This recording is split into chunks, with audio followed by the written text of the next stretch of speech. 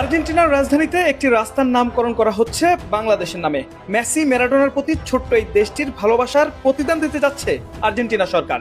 কাতার বিশ্বকাপে আর্জেন্টিনার প্রতিটি ম্যাচে টিএসসি থেকে শুরু করে শহর কিংবা গ্রামের কোনো এক প্রখ্যাত গলির মোড় হয়ে উঠত এক একটা স্টেডিয়াম। মেসির প্রতিটা পাস, প্রতিটা গোলে এদেশের মানুষের চিৎকার শোনা গিয়েছিল সুদূর কাতারে মেসির কান পর্যন্ত। তাই তো বিশ্বকাপ শেষে প্রথম যে সাক্ষাৎকার মেসি দিয়েছিলেন সেখানে ধন্যবাদ জানিয়েছিলেন বাংলাদেশের সাধারণ দর্শকদের। কোটি টাকা খরচ করে বিশ্বকাপের টিকিট কেনার সামর্থ্য না থাকলেও আছে মেসি আর আর্জেন্টিনার জন্য বাংলাদেশের মানুষের বুক ভরা ভালোবাসা।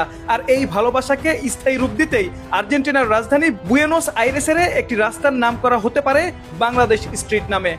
বিশ্বকাপ চলাকালে বাংলাদেশের সমর্থকদের নিয়ে প্রতিবেদন প্রকাশ করেছিল আন্তর্জাতিক সংবাদ মাধ্যমগুলো।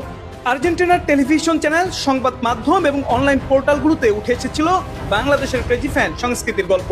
সামাজিক যোগাযোগ মাধ্যমে লাখ লাখ ভিউ পাওয়া ভিডিওগুলোতে দেখা গেছে আর্জেন্টিনার জয়ে ঢাকার রাজপথে মানুষের ঢল নেমেছে, গ্রামাঞ্চলে আতশবাজি ফুটেছে, শিশু থেকে বৃদ্ধ সবাই মেতে উঠেছে উৎসবে। অনেক আর্জেন্টাইন তখন মন্তব্য করেছিলেন, আর্জেন্টিনার বাইরে যদি আরেকটি দেশকে বেছে নিতে হয় সেটি হবে বাংলাদেশ।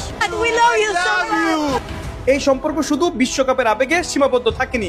বিশ্বকাপের পর দুই দেশের মধ্যে নতুন মাত্রায় পৌঁছেছে কূটনৈতিক সম্পর্ক। দীর্ঘ ৪৫ বছর পর বাংলাদেশে পুনরায় দূতাবাস চালু করেছে আর্জেন্টিনা। দুই দেশের মধ্যে বাণিজ্যিক সম্পর্ক, সাংস্কৃতিক যোগাযোগ এবং ক্রীড়া সহযোগিতার ক্ষেত্রেও নতুন সম্ভাবনা তৈরি হয়। বিশ্লেষকদের মতে রাষ্ট্রীয় পর্যায়ে এই উষ্ণ সম্পর্কের পেছনে সবচেয়ে বড় ভূমিকা ছিল সাধারণ মানুষের ফুটবল কেন্দ্রিক আবেগ ও সংযোগ।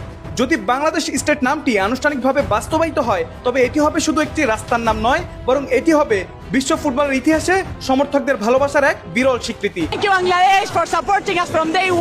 এটি মনে করিয়ে দেবে বিশ্বকাপের সেই রাতগুলো বাংলাদেশের মানুষ শুধু একটি দলকে সমর্থন করেনি, তারা নিজেদের আবেগ, স্বপ্ন আর ভালোবাসা উজাড় করে দিয়েছিল আর্জেন্টিনার জন্য।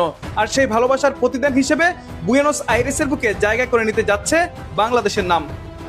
হয়তো ভবিষ্যতে আর্জেন্টিনার কোনো নাগরিক যখন বাংলাদেশ স্ট্রিট দিয়ে হেঁটে যাবেন তখন তিনি মনে করবেন সেই দেশের কথা, যে দেশের লাখো মানুষ বিশ্বকাপের রাতে নিজেদের ঘুম হারাম করে মেসির জন্য প্রার্থনা করেছিল।